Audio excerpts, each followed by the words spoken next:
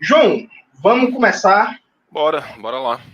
Veja, eu vou apresentar por critérios formais, mas eu acho que eu não preciso apresentar você. Provavelmente todo mundo que está aqui já lhe conhece, né? Esse é o nosso amigo João Carvalho, a famosa figura dos mundos digitais, na época que a internet era 1G de escada ainda, então já estava por aí aprontando das suas. João é militante, comunista, é um cara que é, ao meu ver, talvez o maior estudioso do Brasil, o maior conhecedor desse marxismo periférico produzido em Ásia, em África. João é um cara que é um caso raro que ele lê de verdade a galera, né? Porque na academia brasileira tem um costume muito interessante que é desprezar obras como de Mao Tse Tung, Kim Il-sung, Ho Chi Minh, por aí vai, sem nunca ter lido, né? Que é uma coisa fantástica, assim, uma coisa incrível. Eu brinco que é a avaliação por intuição. Eles intuem e avaliam. Então, o João é um cara que vem pesquisando muito isso, está com um doutorado em que ele está estudando a influência de Ho Chi Minh, Mao, Stalin, por aí vai, nesse marxismo periférico na obra do Frantz Fanon, grande Fanon, revolucionário, que teve papel central na Revolução Argelina. E aí eu chamei João para a gente conversar aqui sobre esse marxismo anticolonial, né? Engraçado que eu falei que eu sou um homem à procura de um grande amor, e aí o chat começou a aparecer aqui, gente mandando mensagem no WhatsApp dizendo que história é essa? Galera, vamos lá, vamos se concentrar.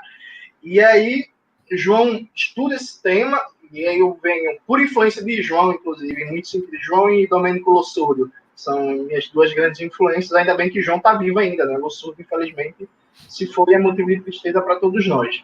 E eu venho tentando aprofundar meus estudos essa temática, estou formulando um curso online, Domênico Lossurdo e Franz Fanon, Introdução ao Marxismo Anticolonial, que está aí disponível para pré-inscrição no Classe Esquerda, inclusive meu amigo Cauê do Classe Esquerda deve estar assistindo essa live. Um abraço, Cauê, que me ensinou, inclusive, a usar esse programa que a gente está fazendo a live. E aí eu chamei João para a gente debater um pouco isso, né, João, desse marxismo anticolonial. Porque quando eu lancei o curso, vieram ironizar o título do curso, Marxismo Anticolonial, usando uma espécie de tautologia formal. Né? A ideia de que marxismo anticolonial, todo marxismo é, por definição, anticolonial, porque o colonialismo é uma forma de dominação do capital, então se você é marxista e é contra as formas de dominação e exploração do capital, você necessariamente é anticolonial. E eu creio que não. E a primeira pergunta que eu te faria, João, que eu te faço, aliás, você acha que tem pertinência falar em marxismo anticolonial como uma especificidade dentro do marxismo, ou isso realmente seria uma redundância? Então, deixa eu começar do começo, né? Primeiro, agradecer o Jones, mais uma vez, pelo convite, né, de abrir as portas do canal aqui para mim, é uma honra. Segundo, para falar que eu não mereço nenhuma das palavras que o Jones falou aqui a meu respeito. Estou longe de ser o maior estudioso brasileiro de absolutamente qualquer coisa. E muita bondade da parte do Jones, mas eu acredito piamente que todos nós, marxistas, devemos ser estudiosos. Né? Se não os maiores, ao menos os mais dedicados, né? E não só de uma área em específico, mas a gente tem que ter um estudo bastante plural. E é exatamente a ideia de abraçar uma pluralidade dos estudos que nos leva a estudar o que de fato aconteceu. Né? Porque assim, as pessoas ignoram, muitas vezes completamente, né, não só o que aconteceu nas lutas do marxismo na Ásia ou das lutas do marxismo em África, mas ignoram as lutas do marxismo na América Latina. Sabe, há pouco tempo atrás eu estava dando uma palestra numa universidade da Inglaterra e é impressionante como que fora da própria comunidade diaspórica latino-americana, alguns nomes, alguns autores ainda são muito desconhecidos.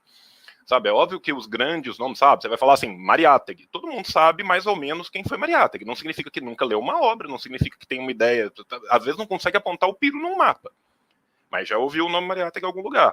Agora, grandes marxistas latino-americanos são completamente desconhecidos, e muitas vezes eles não são só desconhecidos nos grandes centros, eles são desconhecidos para nós latino-americanos. Né? E muitas vezes, assim como isso acontece né, digamos, no centro da produção acadêmica do marxismo, Europa, isso vai acontecer também da África em relação à Ásia, da Ásia em relação à África, às vezes um pouco menos, dependendo dos movimentos, exatamente por causa da circularidade de ideias que havia. Então, a primeira coisa que a gente tem que entender é a necessidade desse estudo. Partindo disso e voltando na questão do Jones, eu acho que é muito importante a gente primeiro ressaltar que a ideia do estudo das estruturas coloniais dentro do marxismo, ela é uma ideia de Marx. É uma ideia de Marx e Engels. Ela começa ainda os estudos na obra marxiana e na obra engeliana, né? E começa muito cedo na obra marxiana e na obra engeliana. Né? A gente tem que lembrar que os primeiros estudos que vão pensar sobre a situação da Irlanda, que era uma grande colônia da própria Inglaterra dentro da Europa, são da primeira metade da década de 1840, dentro da obra de Marx e Engels. Dado todos os pesares, dada a juventude daqueles autores, dados os termos que eles usariam naquela época, que provavelmente eles não usariam depois e não usam depois, quando se referindo a outros estudos, é um estudo que já principia na década de 1840 e que vai ser perene durante toda a obra marxiana e engeliana. A gente teve a tradução há muito pouco tempo de um livro que é muito importante, do Anderson, do Kevin B. Anderson, Marx on the Margins, né, Marx nas margens, que inclusive a orelha é do Jones, né? O Jones fez a orelha, eu tive o prazer de revisar o texto do Jones da orelha do livro, que era um livro que eu já conhecia a versão dele em inglês, né? E isso é um problema que a gente tem muito grande, que é um problema que depois eu vou falar na abordagem que a gente tem que fazer dos nossos estudos, que é um problema de fontes, né? Que por mais que a gente tenha acesso a algumas fontes traduzidas, elas são poucas, elas são esparsas e muitas vezes elas são em línguas que a esmagadora maioria das pessoas que estão no movimento não tem acesso, sabe? Assim, nós colonizados que somos, né, do grande capital, dos Estados Unidos, temos normalmente um acesso rudimentar que seja ao inglês, mas mesmo ao francês, cuja colonização de França em África, em Ásia foi tão importante, a esmagadora maioria das pessoas do movimento não conseguem ler o francês. E o não acesso ao francês muitas vezes te força a buscar traduções que nem sempre são traduções tão boas assim. Né? Para além disso, quanto mais quando a gente está falando de línguas que vêm de troncos linguísticos completamente diferentes. Né? Porque se parte daqueles autores vão escrever na língua dos seus colonizadores, né? Fanon escreveu em francês, Roux escreveu em francês, parte desses autores não vão. Mal escreve em mandarim. Sabe? Aí eu tenho que pensar que quando eu estou traduzindo para o inglês, ou eu estou traduzindo para o francês, ou estou retraduzindo do inglês, do francês, do italiano para o português, o que eu estou traduzindo por povo? O que eu estou traduzindo por raça? O que eu estou traduzindo por etnia? E são vários problemas que a gente vai ter. E esses são problemas que ainda são problemas bons de se ter quando se tem bibliografia disponível. Existem diversos lugares que a gente busca para estudar que a gente sequer tem bibliografia disponível em inglês. A bibliografia em inglês é muito escassa. Mesmo quando ela não é escassa, ela é muito difícil de conseguir. Os livros são caríssimos, eles são publicados em editoras minúsculas, eles têm tiragens reduzidíssimas, sabe? Então, assim, quando você começa a estudar o marxismo asiático, por exemplo, aí você fala assim, não, eu quero me debruçar um pouco mais sobre o que foi a Revolução na Mongólia, eu quero me debruçar um pouco mais sobre o que foi a Revolução no Laos, eu quero entender os nacionalismos que permearam a Ásia, principalmente no pós-Segunda Guerra, para eu entender as relações, por exemplo, da Conferência de Bandung com os movimentos marxistas, com os movimentos maoístas, com os movimentos marxistas-leninistas, com os movimentos mesmo trotskistas que tinham em Ásia. Isso é super difícil da gente conseguir hoje em dia, mesmo tendo acesso a inglês, a italiano, a francês, a alemão. Então, é bastante complexo esse estudo. Né? Fazendo esse pequeno adendo, eu vou voltar à pergunta do Jones que eu ainda não respondi propriamente. É fundamental, eu acredito, que a gente entenda o marxismo anticolonial através da ótica da luta anticolonial. Se a ideia de um anticolonialismo, mesmo difuso, já está presente na obra marxiana e engeliana, a obra de Lenin ela é uma obra que ela instaura uma luta que é de fato anticolonial. Se a gente for pensar o que era o czarismo em Rússia, o que era a formação daquele império, nas margens dos grandes impérios da Europa, que já tinha saído do concerto das grandes nações, atrasado, ali de fato eu tenho o nascedouro de um lugar onde a questão nacional vai chegar numa prepotência que ela não tinha em outros lugares. Lugares que já tinham as suas independências muito bem resolvidas. Tá? Então é muito diferente eu estudar um marxismo centrado em Europa, ou que veio depois se tornar aquilo que nós muitas vezes chamamos na academia de euromarxismo, né? O que acontece mesmo com o marxismo dentro da União Soviética, voltado mais às questões da geopolítica, da distensão da pós-Segunda Guerra Mundial e da Guerra Fria, e eu estudar o que vai ser a periferia das relações do colonialismo. Né? Nesse ponto, apesar de eu ter alguns problemas com o Foucaultianismo, que eu estava discutindo com o Jones há muito pouco tempo atrás do Mbembe, eu concordo muito com o Mbembe quando ele fala que o colonialismo é a grande pedra de toque da modernidade. E o anticolonialismo, por conseguinte, é a grande fuga dessa exploração da modernidade, que é o cadáver negro do mundo que se torna o mundo colonial como um todo. Isso na Ásia, isso na África, isso na Europa, isso nas Américas. E isso nas periferias da Europa também. A gente tem que entender que a Europa também é muito díspare nesse sentido. Inclusive, dentro da própria obra marxiana e engeliana, mesmo Engels, quando no começo da sua juventude vai falar sobre a situação da classe trabalhadora na Inglaterra, você vê como ele está imbuído ali de diversos preconceitos contra o povo irlandês que são arraigados do colonialismo britânico sobre o povo irlandês. E isso é o cara que estava defendendo, você imagina os caras que estavam atacando. Tá? A questão polonesa é a mesma coisa, a formação da balcanização da Europa no leste europeu durante todo o século XIX vai ser a mesma coisa. Tá? Quanto mais, então, vão ser essas lutas anticoloniais que vão ter pelo mundo inteiro. E outra coisa que a gente tem que entender é que o século XX não inaugura as lutas anticoloniais. O século XX inaugura as lutas anticoloniais organizadas sob a égide do marxismo-leninismo. Ou de outros marxismos que também têm lutas coloniais muito importantes que são influenciadas por outras correntes do marxismo. Inclusive, as pessoas gostam muito de falar que eu, que o Jones, que qualquer um que já leu Stalin na vida ou que não pega o Stalin só para chorar em cima é stalinista. Existe uma contribuição muito importante dos trotskistas, por exemplo, na Revolução Vietnamita, antes do partido se focar no marxismo-leninismo. Durante a primeira etapa do partido se focando no marxismo-leninismo.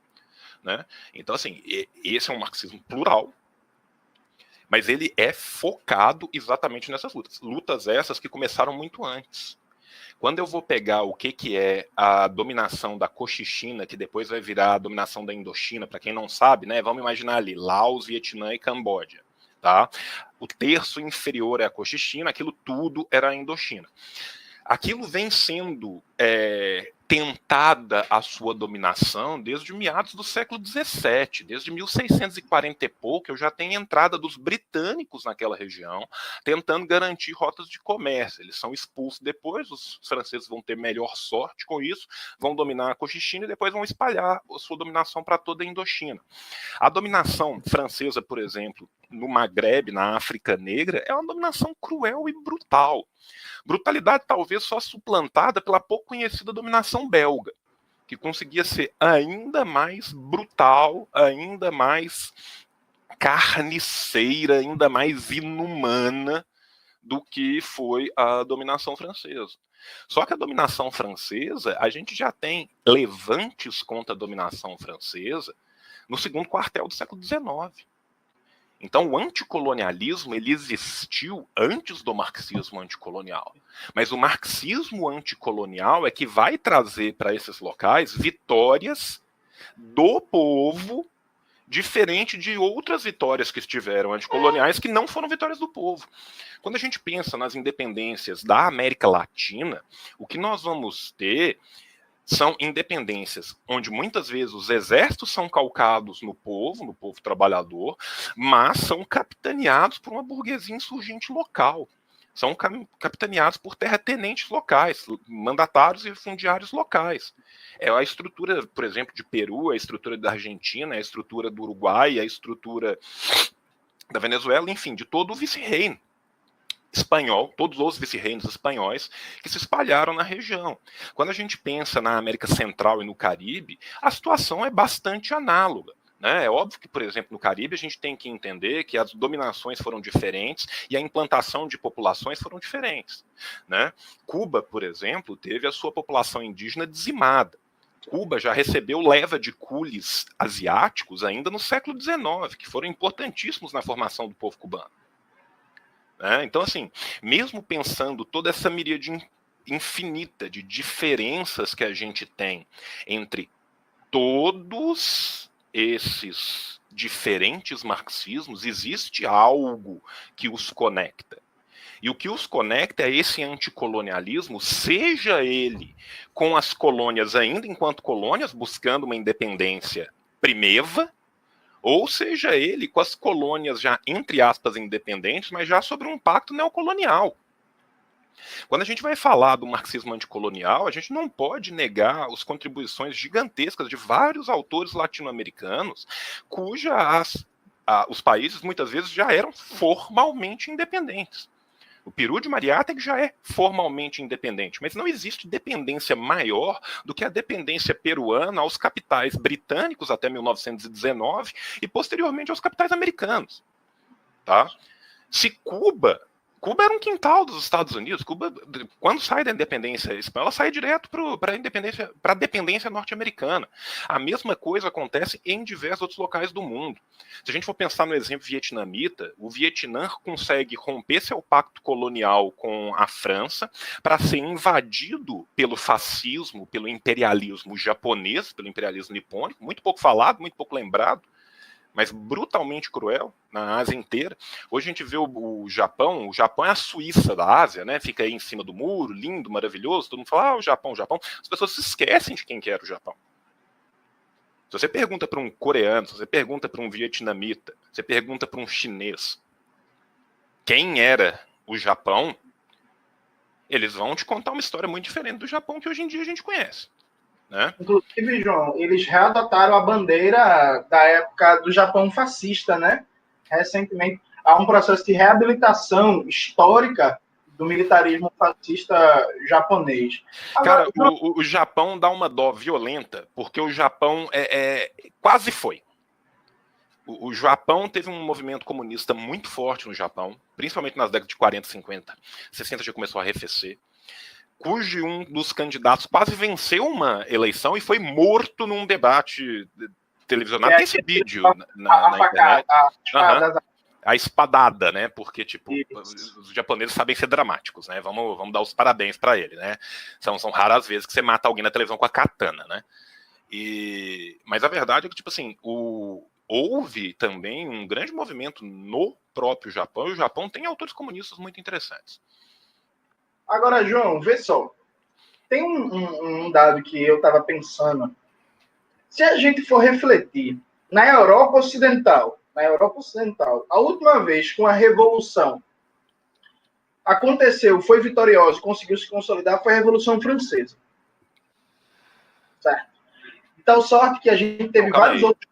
Na Europa Ocidental, né, que você está falando, não na Europa como um todo. Ok, Europa Ocidental. Europa Ocidental.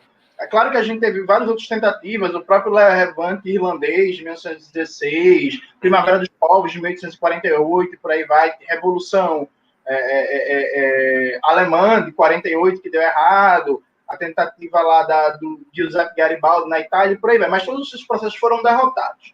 E como a gente bem sabe, o século XX, que foi o século por excelência das revoluções, as revoluções aconteceram na periferia do sistema capitalista, né? As revoluções aconteceram em África, em Ásia, na América Latina, com Cuba, um processo revolucionário ali, uma transição entre nacional libertador e socialista na Nicarágua, que depois foi derrotado, e por aí vai. E aí se formou toda uma experiência histórica de tentativa de transição socialista rumo ao comunismo na periferia do sistema, enfrentando uma série de desafios novos que não estavam colocados na reflexão clássica de Marx e Engels nos seus íntimos detalhes, até porque não dá para imaginar o real, dá para analisar o real e aprender com o movimento da história, né? Então, vários desafios, desenvolvimento das forças produtivas numa situação de atraso extremo, bloqueio imperialista, desenvolvimento da OTAN, da CIA, a tentativa de defesa da revolução, a superação rápida em processo de modernização acelerada de costumes arcaicos, inclusive, às vezes, feudais, ultra-reacionários de épocas antigas, enfim, uma série de desafios foi formado e toda uma geração de lideranças políticas, né, figuras centrais nesses processos. E aí você pensa em Chun Enlai, Mao Tse-tung, Ho Chi Minh, Giap, Fidel, Che, Thomas Sankara, Amilcar Cabral, enfim. E fora outros processos revolucionários que a gente não tem aprofundamento, eu pelo menos não tenho, eu falo a gente, eu não tenho. Por exemplo, a revolução no Afeganistão, que levou à intervenção dos Estados Unidos em aliança ali com o Talibã, eu, por exemplo, nunca li nenhum teórico, dirigente da Revolução Afegã para saber o que eles pensavam, o que eles formulavam, como combinar aquela clássica milenar cultura islâmica que eles tinham com o pensamento socialista e por aí vai. Sendo que a gente aprende, e eu aprendi isso na minha graduação, que esses marxismos não têm nada a dizer para a gente. A gente aprende que aconteceu basicamente nesses países um processo de vulgarização do marxismo, que aconteceu um processo de revolução traída, né? Se você for trotskista, esse é o termo preferido. E aí, o que na verdade se deu ali foram instalações de capitalismo de Estado, ou às vezes até se fala em totalitarismo. Tem um professor da USP, o professor Oswaldo Portiola, que ele deu uma entrevista para o Rony Von, né, que é um programa do Rony Von, que é uma grande fonte de cultura brasileira, e ele falou que Stalin foi o maior tirano de todos os tempos. Assim, é incomparável a tirania do Stalin, que ele foi o ser humano mais mau que já pisou na Terra. Lúcifer era uma brincadeira de criança perto do camarada Bigode. E aí há todo um processo de desprezo, né, a esse marxismo. Tanto que eu vou confessar para você que eu comecei a ler Mao, Ho Chi Minh, Amilcar Cabral, Thomas Sankara, Fidel, no processo de final na graduação e por causa da influência da própria militância, né, organizada ali na UJC no final de 2013. E aí foi aí que eu comecei a ler Lenin, a valorizar a leitura dos clássicos dos homens e mulheres que foram ali artífices da Revolução. E essa leitura desse marxismo dominante na academia, que despreza essas experiências, quando não despreza a caricatura de maneira bizarra, por exemplo, dizendo que a Coreia Popular vive uma dinastia religiosa monárquica comunista, e que aquilo ali é um negócio que tem nada a ver com o marxismo, que é religião e por aí vai, quando não despreza, faz uma caricatura grosseira, e eu tenho para mim, muito claro isso hoje, que certo pensamento marxista, por não ter uma perspectiva anticolonial bem fundamentada teoricamente, acaba sendo linha auxiliar de uma ideologia de longa duração histórica da supremacia ocidental. No sentido de que se colocam contra o capitalismo, se colocam como anticapitalistas, falam que querem construir o socialismo, só que todas aquelas macroestruturas de representações simbólicas, de formas sociais que o Ocidente construiu durante uma marcha progressiva de 500 anos de supremacia, caricaturando, inferiorizando, demonizando tudo que não é ocidental, esse marxismo incorpora isso. E só consegue ver valor, positividade no marxismo produzido nos centros do sistema e especialmente no espaço acadêmico universitário, né? O que é fruto também da derrota que a gente sofre a partir dos anos 80, em que os processos de movimentos revolucionários, anticoloniais e socialistas são derrotados. Eu queria pegar até uma brecha, uma carona aqui, na tese do nosso amigo Domênico Lossurdo, né, sobre o marxismo ocidental, que tu fizesse essa avaliação entre essa separação entre esse marxismo ocidental na academia, que gosta muito de Adorno, de Horkheim, de Althusser, de Marcuse, de Benjamin, que não é um problema gostar deles, ler eles, não é essa a questão, só que despreza Mao Tse-tung, Fidel, Ho Chi Minh, até Lenin, inclusive, porque assim, vamos falar real, Lenin não é autor benquisto na academia, não, né? Vamos ser sinceros. E aí, como é que tu compreende essa questão? Então, Jones, isso é uma questão, cara, que a gente vem se batendo nela na nossa militância pública há muito tempo, né? E que eu acho que é importante a gente endereçar ela para a gente entender o que a gente pensa e por que a gente discorda dessa outra linha de pensamento. Né? Vamos lá. Todo mundo ama revolucionários. Todo mundo ama revoluções. O que o povo tem problema é com o dia depois da revolução, tá? E aqui eu tô lembrando muito do nosso querido e finado parente, que fazia uma defesa apaixonada, uma vida inteira dedicada à defesa apaixonada exatamente disso, do dia Michel depois Parente da morreu. revolução, tá? Do que acontece depois que uma revolução é Ô, bem João, sucedida. o Michel Parente morreu, foi? Ele já morreu, não já morreu, não? Eu, Eu achei eu, que eu matei o Michel Parente? O eu Michel Parente sabia. não tinha morrido? Ele tá vivo? Fala isso não, João. Chega, fiquei com medo agora. Acho que não, porra. O Parente tá vivo, gente? Quem que eu matei no lugar do Parente? Parente tá vivo, O porra. Parente tá vivo, o Parente tem 87 anos. Eu achei que. Ah, tá. Não, tá. Desculpa. Eu matei o Parente. O Parente tem 87 anos. O Parente tá vivo. Enfim, o Parente defende a vida inteira. Desculpa, matei o Parente. O Parente defende a vida inteira. E eu acho que é muito importante a gente lembrar exatamente desse dia, desse continuismo que vem depois da Revolução. As pessoas acham que vai ter uma revolução e que no outro dia de manhã todos os problemas que foram deixados vão estar misticamente resolvidos e vai virar Star Trek. Sabe? Vai ser assim, vai ser comunismo de luxo espacial no outro dia de manhã. Que não existe uma nação para se reconstruir, que não existe centenas de anos de exploração sistêmica de toda uma sociedade, que não existe campanhas básicas a serem conduzidas de alfabetização, de saúde pública, de segurança alimentar, de imunização das crianças, de diminuição da mortalidade, de aumento da educação formal. As pessoas acham simplesmente que no outro dia de manhã tudo vai estar resolvido. E agora, é muito fácil eu estar do lado, né, dos lindos bravios revolucionários com suas boinas e suas armas, né, no meio do mato, contra tudo e contra todos, só que no outro dia de manhã eles têm que deixar de ser combatentes e se tornarem conjuntamente dirigentes. O povo tem que se tornar dirigente. E toda vez que o povo se dirige, isso assusta. Assusta ainda mais as pessoas que têm um sonho molhado com a social-democracia, mesmo que muitas vezes não assumam esse sonho. Né? A verdade é que, primeiro, cara, desculpa, assim, né, quem usa o termo totalitarismo, eu já não discuto, porque eu não sei até que ponto é mau caratismo e até que ponto é doença. Né? Porque isso é uma coisa, assim, é um conceito extremamente mal feito e mal criado, né?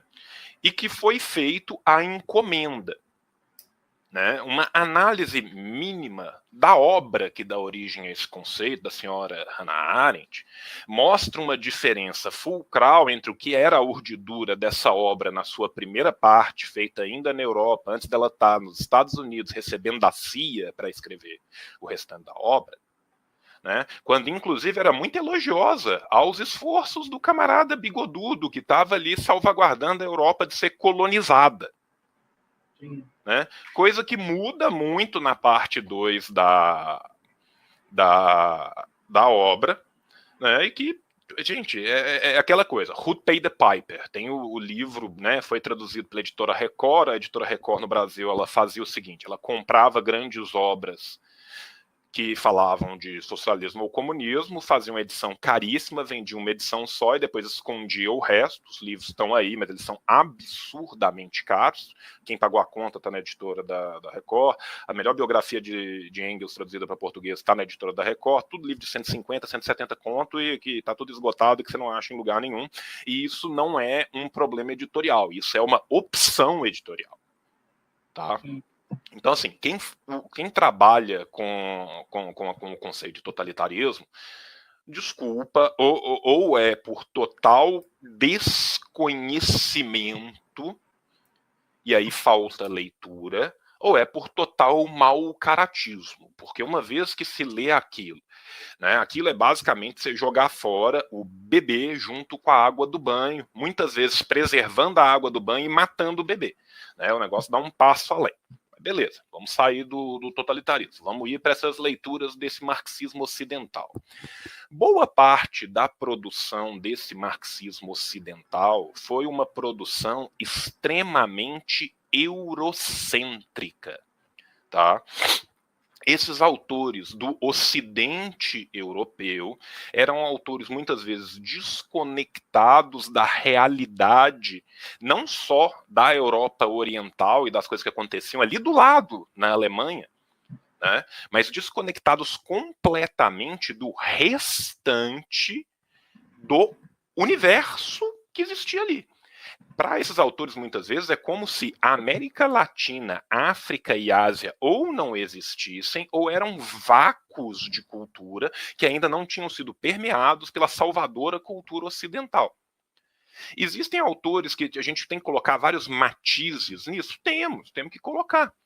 Por exemplo, Fanon não teria chegado a boa parte do seu público, não só na Europa, mas fora da Europa, se não fosse pelo nosso querido vesgo favorito, né, o PC Siqueira da década de 60, né, que fez o favor de escrever o prefácio do Condenados da Terra, né, e que deu uma grande popularidade, mesmo sendo Fanon proibido em França durante muito tempo, e muito tempo após a sua morte.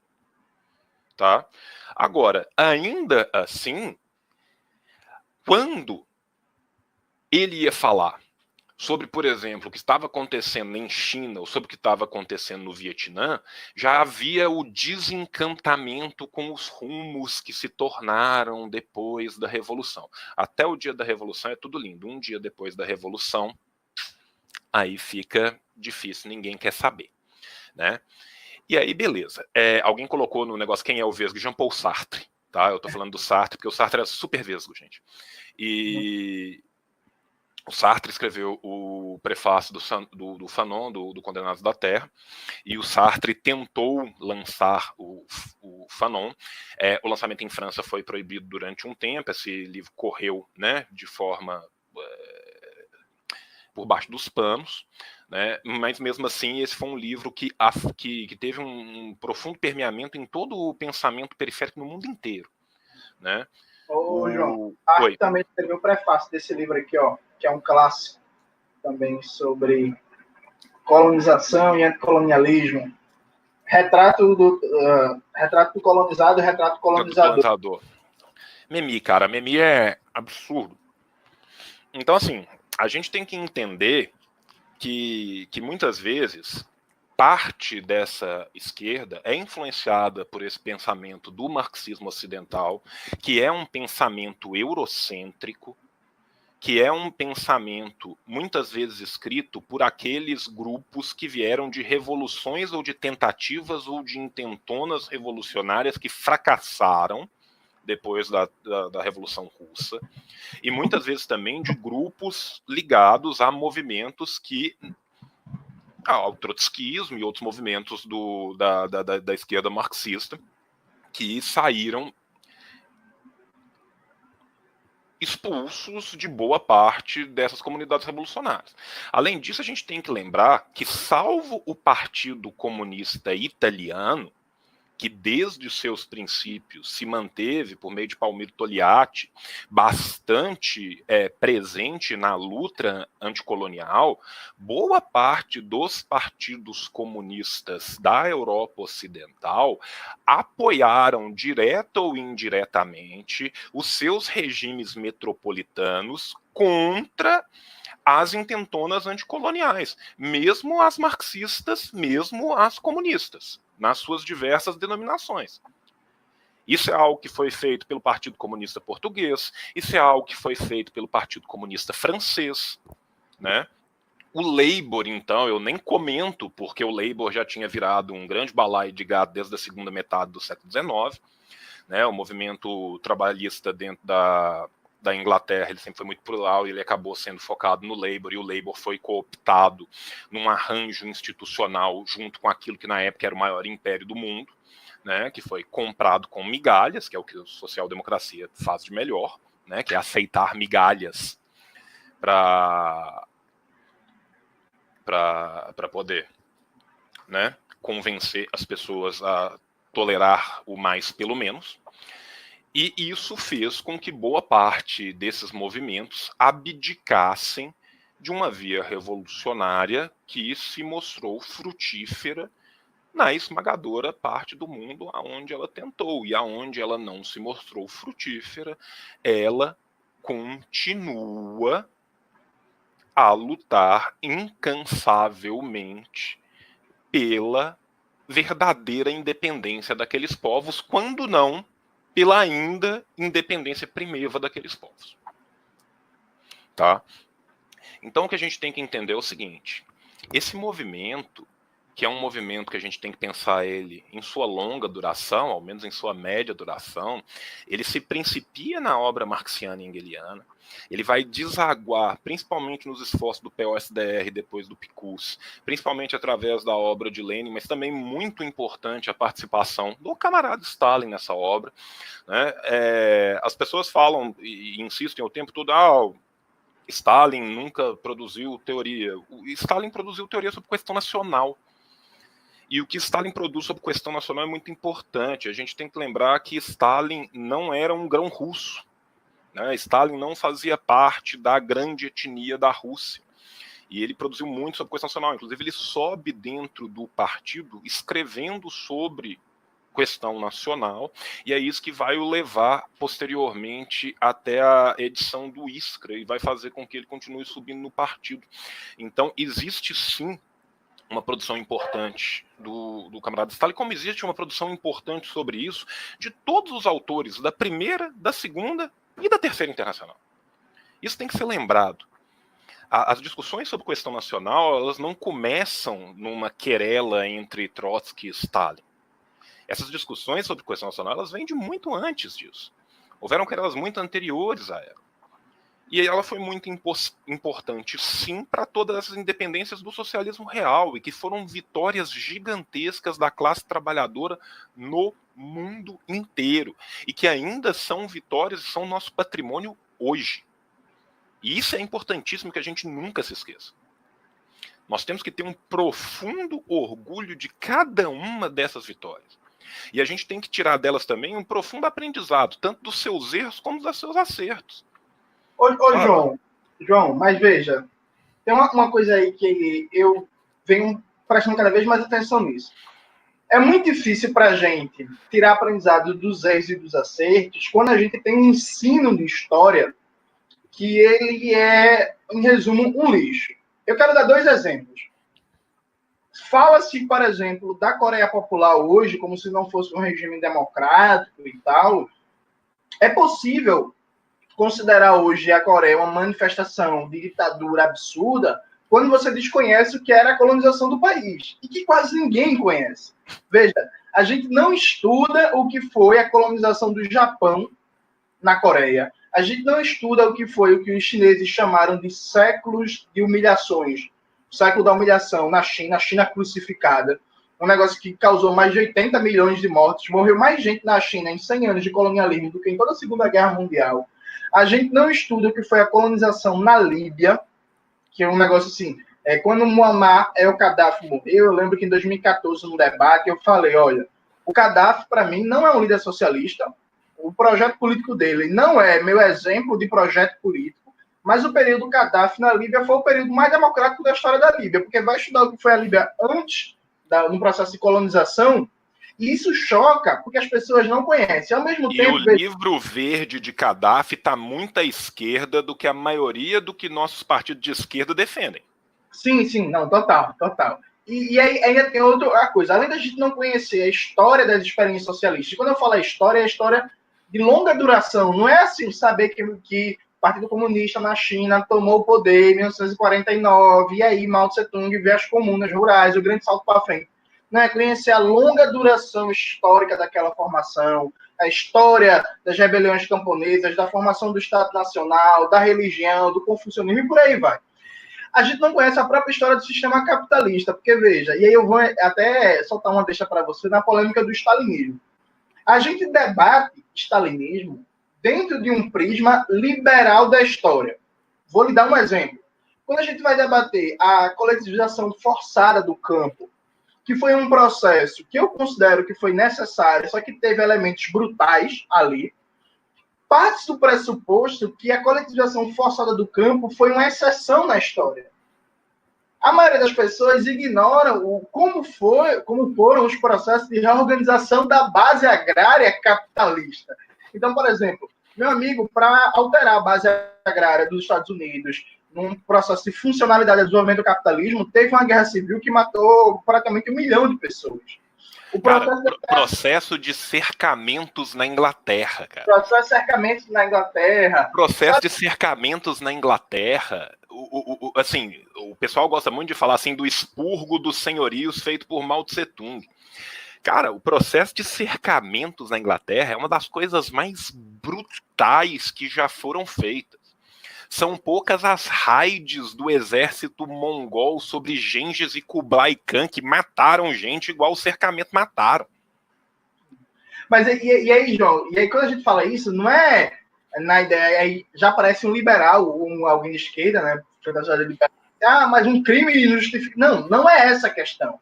A questão é que quando você quer analisar objetivamente, cientificamente, um fenômeno histórico, você tem que conhecer todos os elementos que compõem esse fenômeno. Então, se na sua cabeça você acha que o processo de desenvolvimento capitalista se deu a partir de uma votação numa Assembleia Legislativa nos processos de reorganização da base agrária e que a coletivização forçada do campo na União Soviética foi uma exceção na história da modernidade, você, por princípio, não vai entender o significado histórico daquela coletivização. Percebe? E isso é muito difícil para a gente avaliar o lado positivo e os erros das experiências históricas, porque falta, das experiências socialistas, porque falta toda essa base histórica e que o ensino de história da universidade, da escola e, friso, a base histórica de formação do grosso dos intelectuais marxistas brasileiros e europeus e estadunidenses, que é o que mais a gente consome, não propicia isso, objetivamente, sabe? Jones, nós dois somos historiadores de formação. Eu me formei antes de você. Bem antes de você. Na minha época, já estava instituída legalmente a obrigatoriedade da cadeira de ensino de História de África. Eu formei sem ter nenhuma matéria de História de África. Eu faço doutorado hoje numa instituição que é CAP7, ou seja, a maior nota de qualquer instituição dentro do nosso sistema estudantil hoje. A USP em São Paulo hoje em dia é CAP6 em História. A minha UFMG é CAP7. Sabe quantos professores de História da Ásia que tem na UFMG? Nenhum.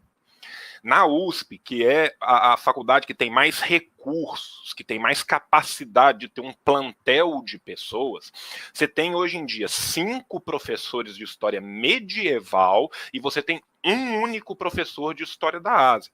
E o professor de história da Ásia, ele estuda Rússia e entrou no concurso porque estudava Rússia, porque era o mais próximo de Ásia. Tem um pedaço da Rússia que está na Ásia. Ele não é nem focado os estudos dele propriamente na história da Ásia como um todo.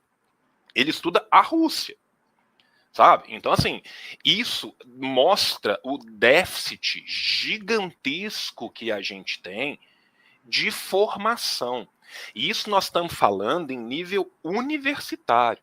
Quando a gente regride isso para segundo grau, para primeiro grau, a coisa, então, dá um pulo ainda maior.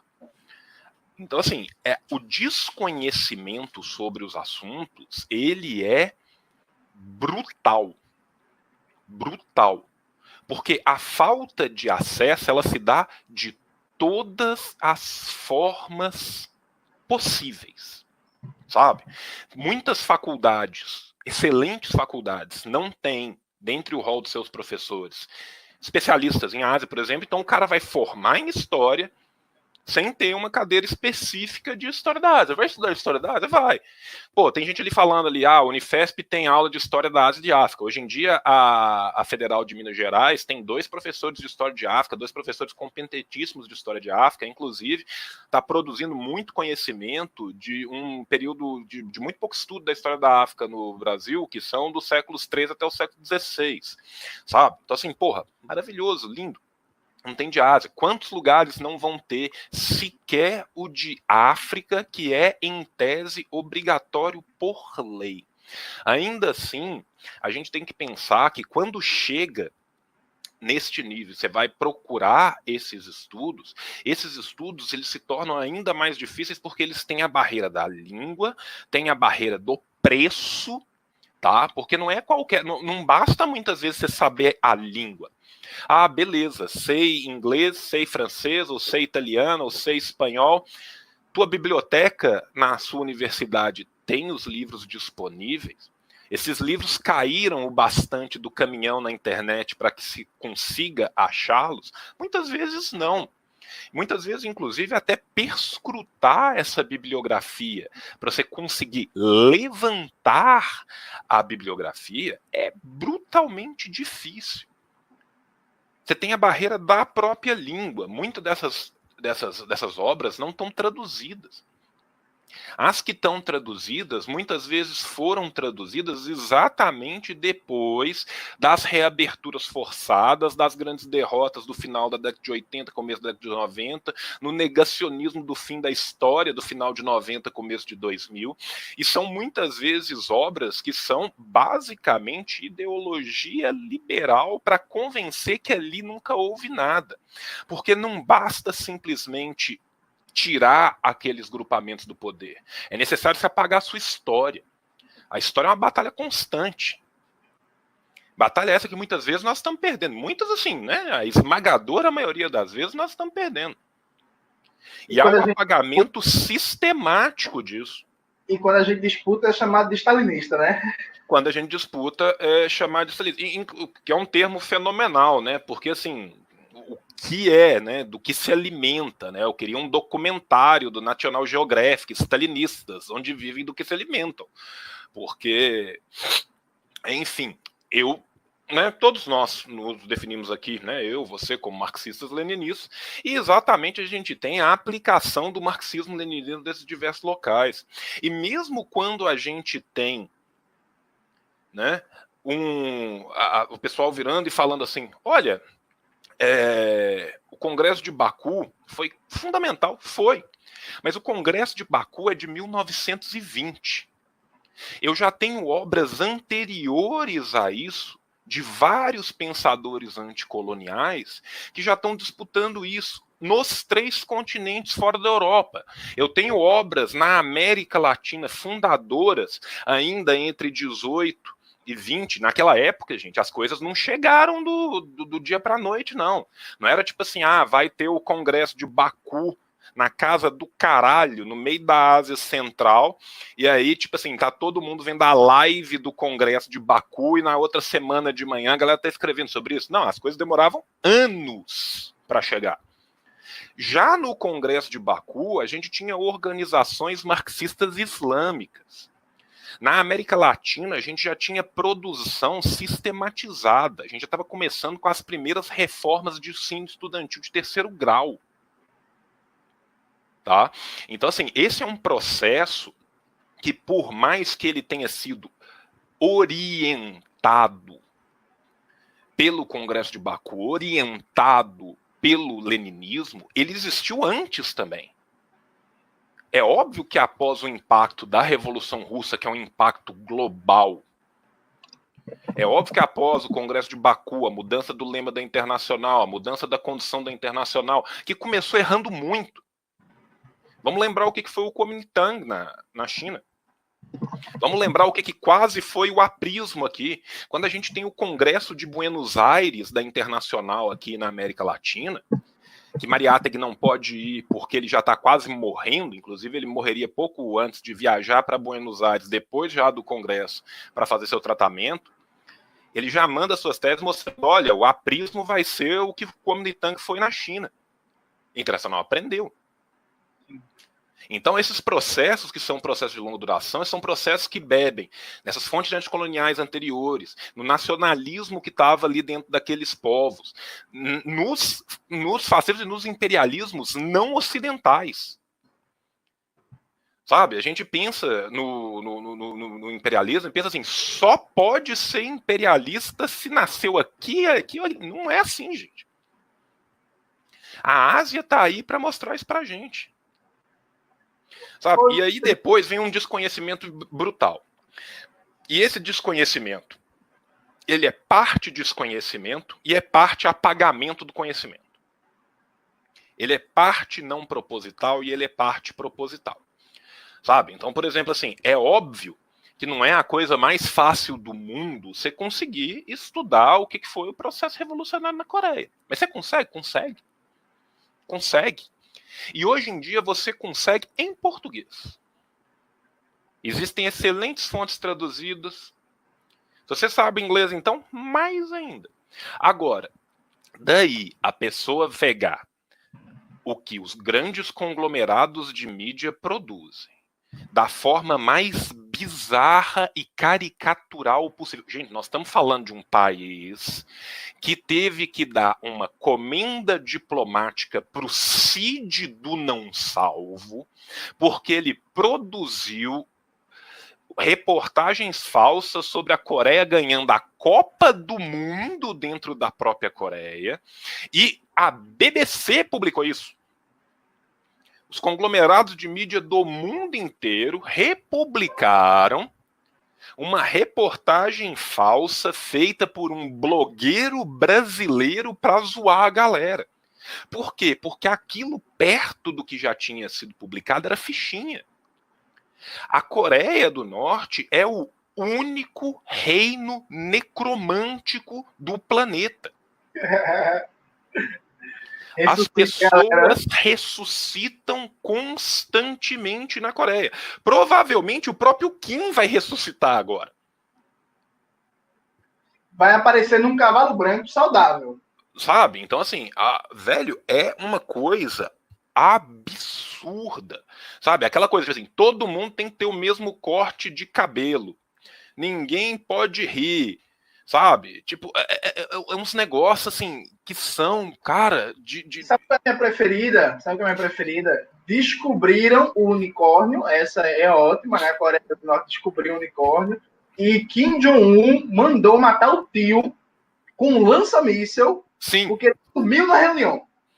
Isso é uma coisa assim, fantástica. Assim. Imagina, sumiu na reunião, vou matar você com lança-míssel. Cara, é aquela coisa, você está no regime com o maior bloqueio continuado da história moderna, contemporânea do planeta Terra.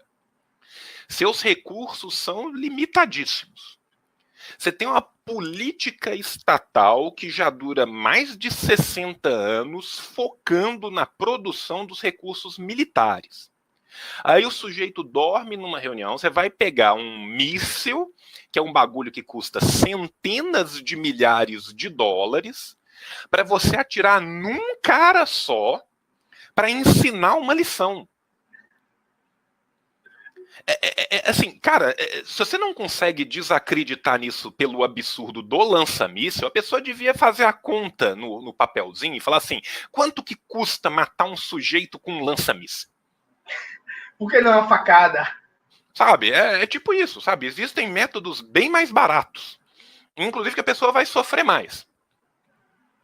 Né? Porque, assim, é um bagulho de louco, é um negócio, assim...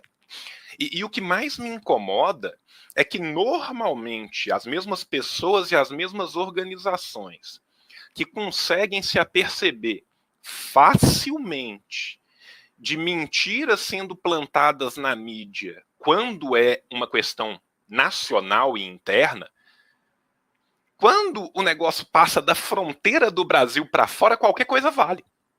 E não precisa ser a Coreia do Norte, não, gente. A Venezuela está aqui do lado. E quem não acreditar, João, e quem não acreditar é autoritário. Recentemente, essa semana agora, uma organização soltou uma nota, né, para mim, e eu fiquei muito feliz, inclusive, porque foi no dia que o Bolsonaro fez o ato lá, pelo AI-5, pelo golpe e tal, aí no dia do ato, soltaram uma nota para mim, ou seja, eu sou mais importante para os nossos amigos do Juntos do que Bolsonaro, quero dar um beijo, inclusive. E aí na nota eles falaram que eu apoio o regime Assad, que jogou armas químicas em civis, se referindo ao episódio de 2018, né? Que já está provado, né? Quantos milhões de vezes? Ô, João, mas veja, sabe o que é melhor nesse episódio? 2018, o imperialismo, os mercenários dos Estados Unidos, da Arábia Saudita, de Israel, da Turquia, perdendo a guerra.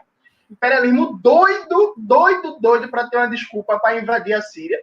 O Assad ganhando em um território controlado pelo governo, ele ia, do nada, jogar armas químicas em civis para dar desculpa que o imperialismo queria para invadir a Síria e perder a guerra. Claro, né? Claro, ele é burro.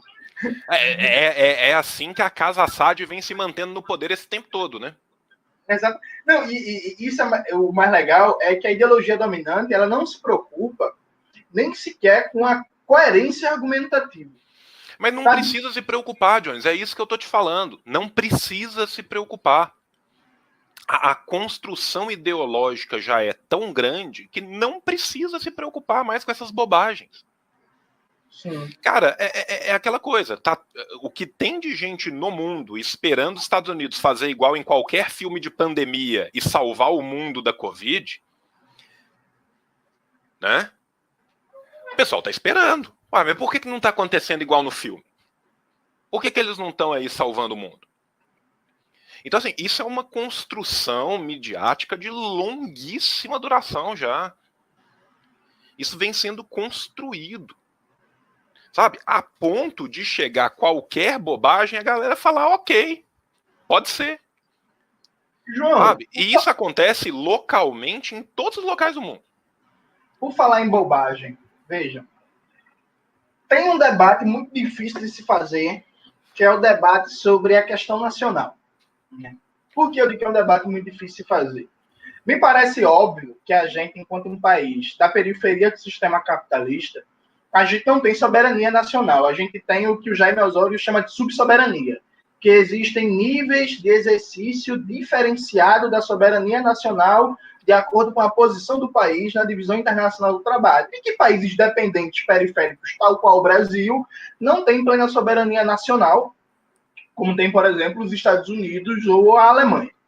Só que existe todo um preconceito, e aí liberal, que entende toda forma de nacionalismo como necessariamente uma manifestação de chauvinismo, de atraso, de barbárie, de negação de uma pseudocultura universal abstrata, de um cosmopolitismo teórico, cultural e por aí vai.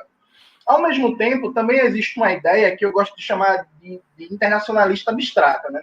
Que imagina que, já como a revolução tem que ser mundial, já que o socialismo tem que ser mundial, né, para garantir a vitória completa sobre o capitalismo, isso significa a negação de qualquer mediação nacional.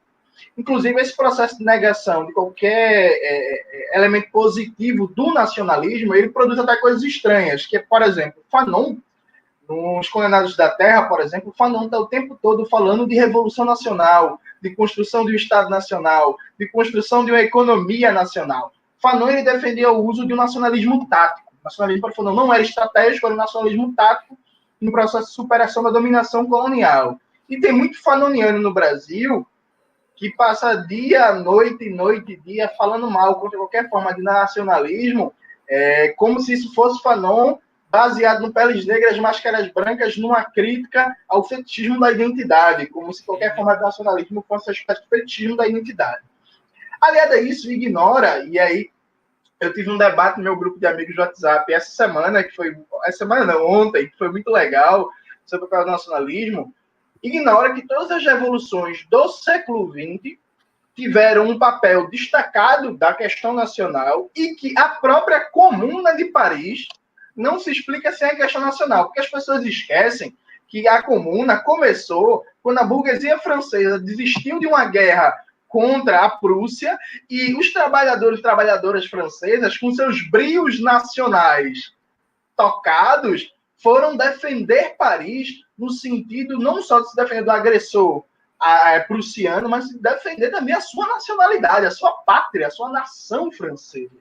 Então, resumo da ópera, não existe uma revolução da Comuna de Paris até hoje que não tenha, em formas e níveis variados, uma centralidade da questão nacional. Ao mesmo tempo, o nacionalismo, como a gente bem sabe, ele também serviu de justificativa para novas formas de domínio oligárquico, né, baseado numa perspectiva identitária, como é o caso clássico do Haiti, do Papadoc, né, que dizia uma república negra para os negros, não sei o quê, mantendo um domínio oligárquico ali da classe dominante. De uma perspectiva da experiência periférica do marxismo, considerando reflexões de Fanon, especialmente, e de Mao Tse-tung, como é que tu vê a questão nacional e o nacionalismo dentro do marxismo? Então, vou começar falando de Fanon também.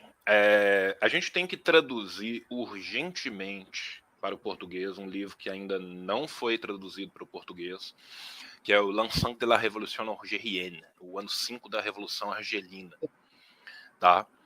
Que ele tem uma tradução bem meia boca para espanhol, tá?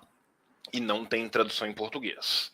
Tá saindo agora, saiu, né, pelos meninos da ciência revolucionária, e o pessoal da Nova Cultura também vai fazer uma tiragem do Em Defesa da Revolução Africana, que é um livro importantíssimo para a gente entender o pensamento fanoniano, principalmente o pensamento político fanoniano como um todo, né, que é um livro que é basicamente uma grande coletânea dos artigos que o Fanon publicava, obviamente sem assinar eles, né, no El Mujahid, que era o jornal da Revolução. O ano 5 ele é basicamente uma experiência sociológica, é o Fanon contando da sua vivência e do que aconteceu naqueles 5 anos de Revolução até ali, as coisas tinham mudado.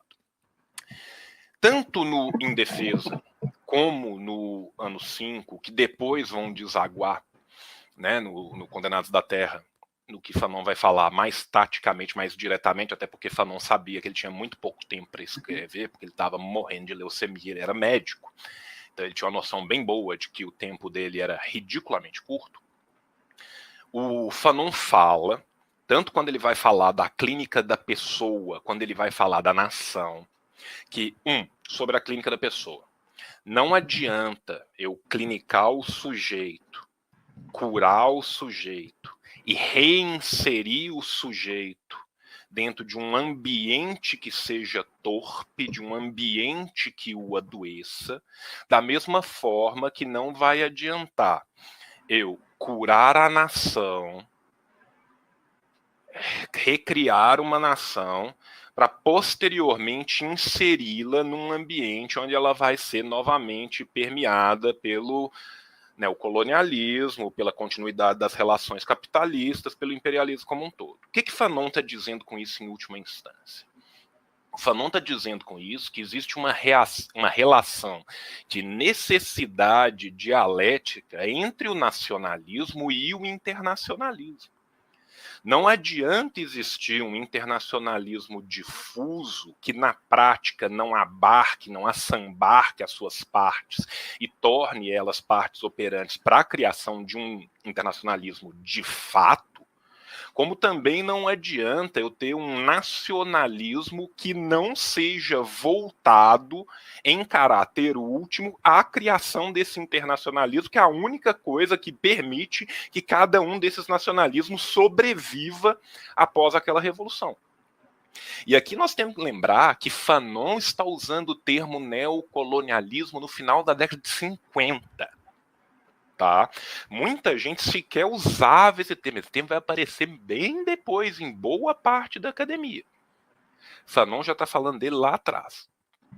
Quando a gente vai pegar Mao, e a gente tem que entender que quando a gente vai pegar Mao, a gente tem que entender o que é a China. A China é um caldeirão de 56 etnias diferentes, cuja grande ligação histórica entre eles não é precisamente a língua, é a escrita. O que une aqueles povos é uma história cultural comum baseada numa escrita comum. Né, permitindo só um pequeno diletantismo linguístico aqui, que é desnecessário, mas ajuda a corroborar a tese. O tocário, que era uma língua falada no território chinês nos séculos 14, 15, dos 12 ao 15 a gente tem registro do tocário, ele era uma língua de origem indo-europeia escrita nos caracteres do que hoje falamos que é o chinês. Tá? Então a gente está ali num caldeirão cultural de diversas etnias, que a gente tem uma maioria Han muito grande. A população Han ela passa dos 90% da população. É óbvio que isso não acontece em todas as províncias, existem províncias onde a população Han não é majoritária, elas são a minoria, mas elas existem. Tá? E o próprio Mao, quando ele ia falar da questão nacional dentro da China, ele sempre focava, assim como Fanon focava, na necessidade de se coadunar a questão nacional para se poder pensar num internacionalismo que de fato se sustente, porque não adianta partir para esse internacionalismo difuso sem que haja um mínimo, a mínima constância interna que permita a sobrevida daquela vitória recém-conquistada. Temos que lembrar aqui também que é muito diferente a situação geopolítica do que era a Revolução Chinesa e do que foi a Revolução Argelina. Nós estamos comparando aqui uma revolução que durou 30 anos, começando na década de 20, que atravessou a Segunda Guerra Mundial inteira. Quando a gente fala de Segunda Guerra Mundial, a gente fala da forma mais eurocêntrica do mundo, porque a gente fala da Segunda Guerra Mundial começando no final da década de 30. Se você era asiático, a Segunda Guerra Mundial começou para você no começo da década de 30. Tá? Uma revolução de idas e vindas de quase 30 anos de percalço. Quando a gente está falando da Revolução Argelina, nós estamos falando de uma revolução numa África onde os primeiros países já tinham conseguido a sua independência, alguns tentando a sua independência por via armada, outros tinham conseguido uma pseudo-independência com um neocolonialismo muito forte, atrelado ainda ao seu antigo protetorado, e aonde as ideias de um panafricanismo já estavam bem mais presentes e sendo trabalhadas, inclusive academicamente, literariamente, desde a década de 20 para a África. Não necessariamente existia um movimento igual na Ásia. Inclusive, o movimento asiático que começa a questionar essas ideias e que traz uma ideia de uma união maior, que vai desaguar na conferência de Bandung, que vai desaguar no asiatismo e posteriormente no afroasiatismo, né, que depois da tricontinental nós vamos ter uma outra questão aí que vai ter uma distensão entre o pessoal do panafricanismo e do afroasiatismo, mas isso não vem ao caso agora.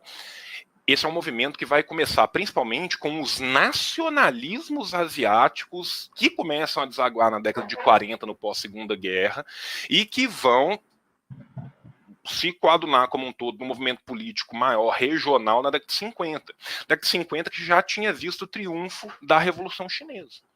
Tá? Então, assim, a gente tem que entender esses dois momentos diferentes, mas de qualquer forma, os dois estão falando a mesma coisa. E se eu vou para Filipinas, eu pego um autor filipino para estudar, ele vai estar falando algo muito similar. E se eu vou em Mariátegui e pego o Mariátegui para estudar e vejo o que ele fala de independência, de nacionalismo, eu também vou achar coisas muito similares. Se eu vou no Ho Chi Minh, gente, o Ho começa a escrever, ter texto publicado em 1919, mas a partir de 1920 é que ele começa a escrever. Ho Chi Minh fala com todas as letras.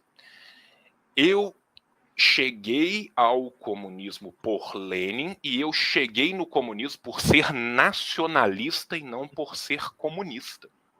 Patriotismo, ele fala. Pelo patriotismo. Então, assim, isso é uma constante em todos estes países.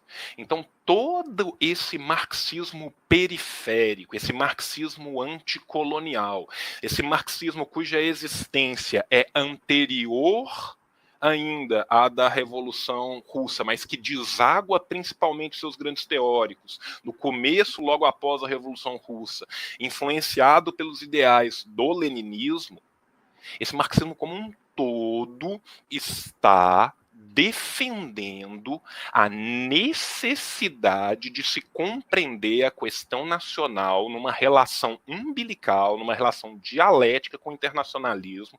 Por quê? Porque não se pode viver de um internacionalismo difuso, aonde a segurança da existência da sua nação está a ponto de bala, está na ponta da baioneta.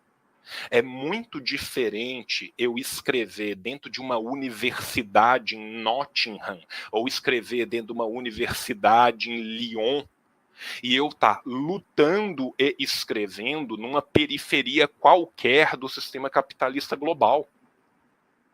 Sim. Então é óbvio que essas pessoas vão ter uma visão que é muito distinta da visão daqueles que não tiveram que lidar com essa realidade.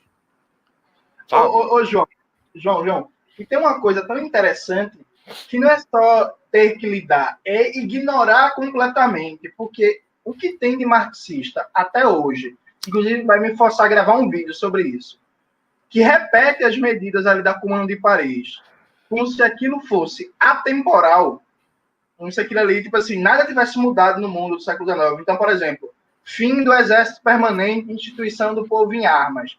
O que tem de marxista, que é até hoje, na era dos mísseis balísticos intercontinentais, dos submarinos nucleares, das bombas atômicas, dos ataques inteligentes com drone, acha que a defesa de um país se faz só com o povo em armas, né? E aí, a instituição de milícias populares é fundamental. Toda experiência revolucionária, nem precisa ser socialista, o Irã tem, instituiu milícias populares. Só que se fez um processo de doutrina de defesa nacional de todo o povo, com a instituição de milícias populares, mas um exército formal, regular, hiperarmado, com tecnologia de ponta, com segredo de Estado, com cadeia de comando, com hierarquia, porque infelizmente é necessário ter isso para enfrentar a OTAN, para enfrentar a CIA, para enfrentar o imperialismo de maneira geral. Então, as pessoas repetem as medidas da Comuna de Paris como se nada tivesse mudado no mundo e que se a guerra ainda fosse, e que nem era na época da Comuna mais assim, mas que uma guerra ainda fosse um enfrentamento de carabinas. Um grupo de homens com carabinas de um lado, outro grupo de homens com carabinas de outro, e aí o povo em armas resolveu. Eu vou, inclusive, gravar um vídeo no canal falando sobre o elemento de antimarxista, de ficar repetindo as medidas da Comuna de Paris como critério de julgamento de uma experiência socialista ou não, porque eu, sinceramente, não aguento mais. Agora, João, tem outra questão que eu queria abordar contigo. Deixa eu só fazer... Desculpa, Jones, eu quero só pontuar uma coisa. Me falaram que o livro está esgotado, eu espero que os meninos da Nova Cultura estejam ouvindo e façam outra reedição dele, que ele é um livro muito importante, né? O Foi Wen Giap, né? O Giap. A gente tem que lembrar que o Giap, antes de ser um grande general, ele era um professor. O primeiro grande armamento do Giap era o seu profundo conhecimento da história, não só da Ásia, mas da história da Europa, dos colonizadores da sua região. Né? E o Giap, quando ele vai escrever o armamento das massas populares, ele vai trazendo, vai traçando o que eram as bases em Marx, o que é a adição que a gente tem em Lenin, qual que é a nossa realidade aqui, qual que é a realidade de conflito, como que a gente vai. Por quê? E aí, um beijo para o menino Euclides, falta doutrina militar. Né? Falta doutrina militar para a gente entender como que isso se dá e como que se dá a análise. E aí eu vou fazer uma outra citação que eu vou lembrar, que é o seguinte: Marx escreveu sobre a Polônia por volta de 1860 e poucos. Rosa Luxemburgo escreveu sobre a Polônia por volta de 1890. Rosa Luxemburgo propõe algo diametralmente oposto ao que Marx havia proposto.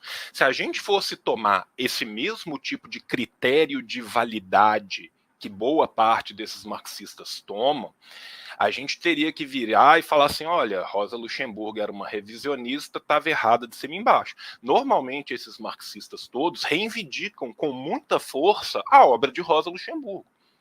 Então a gente tem que parar e pensar que a análise do concreto se dá da forma que o concreto se manifesta.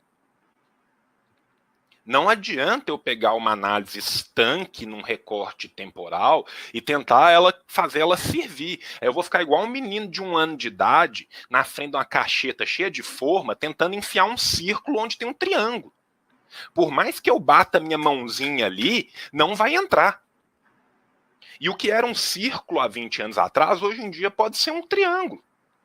E essa é uma lição que Rosa deixou muito bem ensinada, que a boa análise marxista, ela se aproveita do ferramental para fazer uma análise.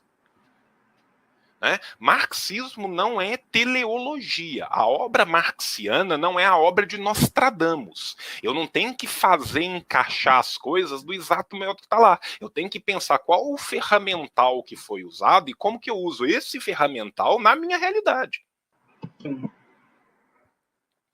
Desculpa, era só que eu queria falar. Não, tranquilo. Não, uma pergunta que eu queria te fazer, João, é que é o seguinte, veja, é outra coisa que eu não aguento, particularmente. E olha que eu sou didático, viu? Eu não aguento mais ter que explicar toda vez para a galera que não dá para pensar a classe trabalhadora como se fosse uma abstração no espaço-tempo. Né? Porque tem um povo aprendeu, e isso é engraçado, tem tanta coisa boa nos Estados Unidos, mas aprende o que é de pior de lá, né? Aprendeu esse negócio de identitarismo com os Estados Unidos, e aí fica repetindo isso, né? E aí imagina uma classe trabalhadora composta basicamente de Brad Pitts, né? Homens brancos, héteros, caucasianos e por aí vai. E aí tudo que se afasta desse perfil é identitário. Então, luta antimachista identitário, luta antirracista identitário, as diversas formas de preconceito regional e de racismo também, que se fundamentam entre raça e regionalidade no Brasil. Tudo isso é identitário, tudo vira identitário. E aí eu venho trabalhando há muito tempo que a gente não pode fazer isso, que a gente tem que pensar o elemento histórico concreto de formação da classe trabalhadora. E que essa classe, por ser concreta, ela tem, em países de origem colonial, como é o caso do Brasil, ela tem marcadores étnico-raciais, ela tem marcadores regionais, ela tem uma religião, ela tem uma série de costumes, folclore, enfim, tudo que Gramsci já falou, aliás, muito bem falou, tudo que Lenin já falou, que inclusive Marx, no livro 3, quando ele fala analisar uma formação social, ele diz para você considerar a geografia, a questão racial e por aí vai. Mas existe uma dificuldade em pensar concretamente a classe trabalhadora e pensar a dimensão da totalidade que opressão e exploração se diferenciam enquanto categorias com estatuto teórico específico, só que na realidade não são caixinhas separadas, né? Na caixinha não dá para dizer que aqui começa a opressão, aqui começa a exploração, como se fossem coisas separadas. E para esse marxismo periférico, essa questão racial, a dimensão de racialização da classe trabalhadora, dos explorados e oprimidos, sempre foi muito importante, né? Porque se para a África isso é um pouco mais claro, já falou sobre a China, que tem diferentes nacionalidades, o Vietnã também. O Vietnã tem uma porrada de nacionalidades, de grupos étnicos e por aí vai. Então, todos eles enfrentaram essa problemática de como pensar a unidade, a universalidade da classe dos explorados, mas, ao mesmo tempo, contemplar as demandas de minorias nacionais e de grupos étnicos historicamente subjugados em regimes racistas, supremacistas e por aí vai. Aliado a isso, ainda tem outro elemento muito importante, que é a ideia, fruto do sucesso da propaganda liberal, né, que o marxismo não tem contribuições sobre a questão racial.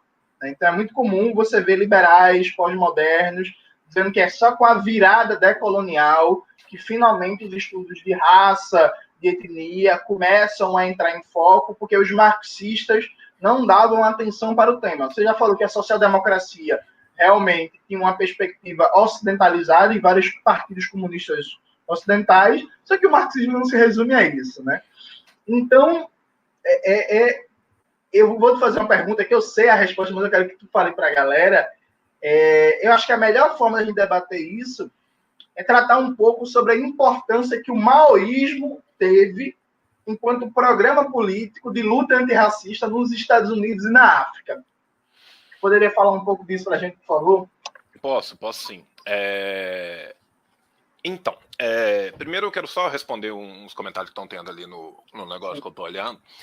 Eu não sei de onde que as pessoas estão falando que eu transformei Marx em Freud, que é um filósofo com teorias interessantes para ser usado dentro da psicologia. Meu Deus, o que eu falei aqui que ficou tão pouco claro para que as pessoas achem isso, né? O que eu não vou voltar aqui porque esse vai ser tem uns pregos que fica torto. Eu não vou tentar discutir com isso não, mas não é isso que eu quis dizer e acho que ficou bem claro o que eu queria dizer.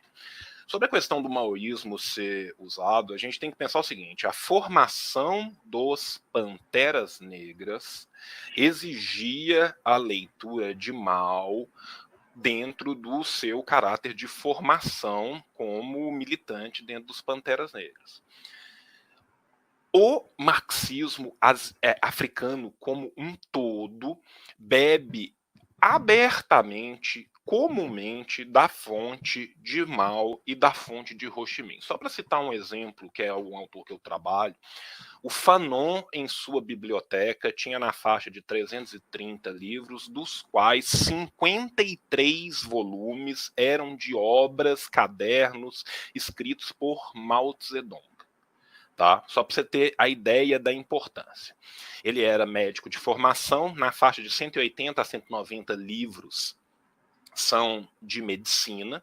Então nós estamos falando que dos outros 140 livros de formação política e filosófica, 53, ou seja, mais de um terço, eram só de Mao. Fanon tinha também disponível todos os trabalhos de Ho Chi Minh que até então tinham sido publicados. Tá? Quando a gente pega os Panteras Negras eram abertamente um movimento maoísta. Mao era parte fundamental da formação junto com Condenados da Terra. Isso. Tá? Condenados da Terra, que foi escrito baseado muito nas ideias de Mao e Ho. Ou seja, era duplamente maoísta, era duplamente periférico. E aí a gente está falando do quê? Da convergência das relações entre América explorada, Ásia explorada, África explorada. Você falou aqui só a título de exemplo da questão das etnias dentro da China, da questão das etnias dentro do Vietnã. O mesmo é válido para a África, o mesmo é válido para as Américas, gente.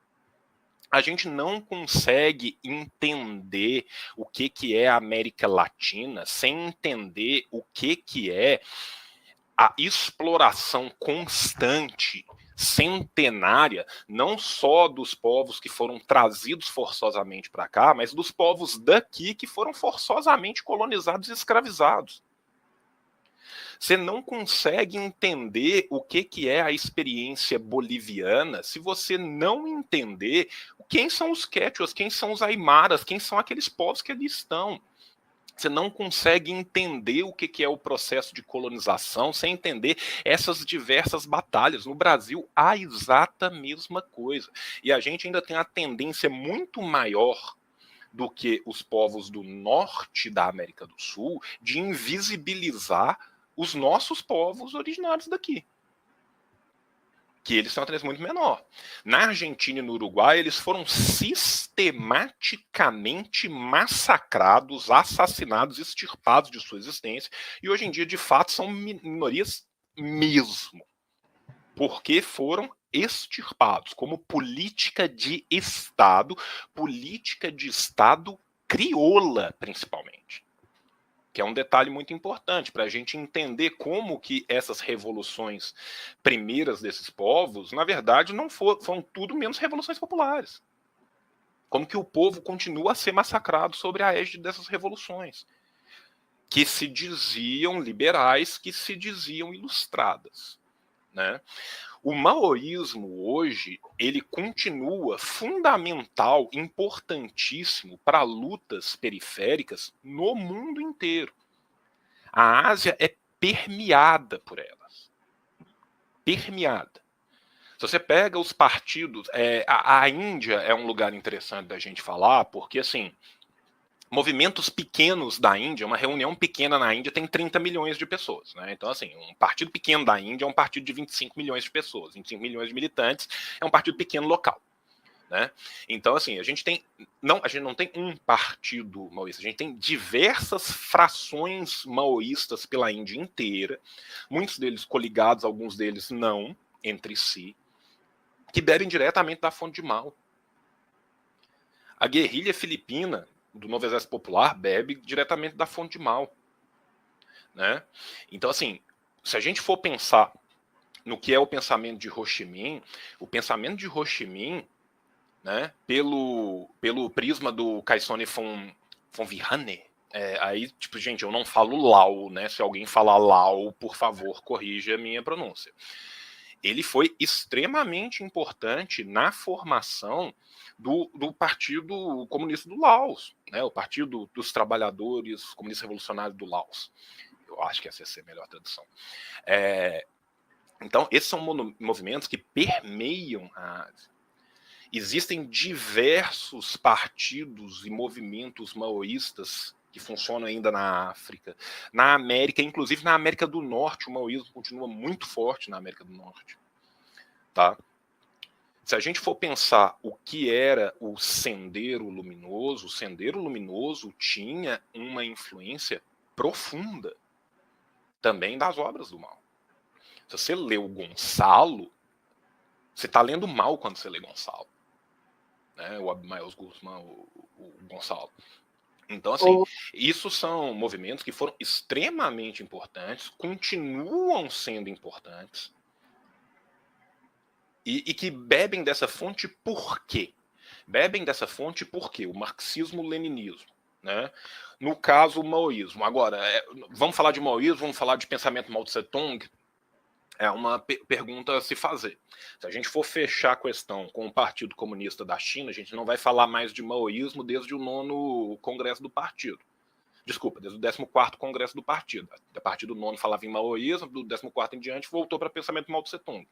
Independente da gente falar maoísmo ou falar pensamento Mao Tse-tung, o que a gente tem que entender é o seguinte: se o maoísmo é a leitura do marxismo-leninismo para as características chinesas, e se esses movimentos encontram naquilo que eram as características chinesas de exploração, de expropriação, de dominação étnica, pontes incomuns com seus movimentos, esse movimento é importante para mim. Eu tenho muita coisa teoricamente que eu posso pegar aqui para mim. Tanto que isso permite uma ponte tão grande como dos Panteras Negras com Mao Zedong. Isso permite uma ponte tão grande como a do Sendero Luminoso com Mao Zedong. Tá? E por que isso permite? Exatamente porque essa luta anticolonial, ela tem esse liame que subjaz embaixo, que é exatamente como se deu a formação da modernidade capitalista. Para nós periféricos, muda o CEP, muda a etnia, muda a palheta de tom de pele, muda a altura, muda o formato do rosto, mas não muda a exploração.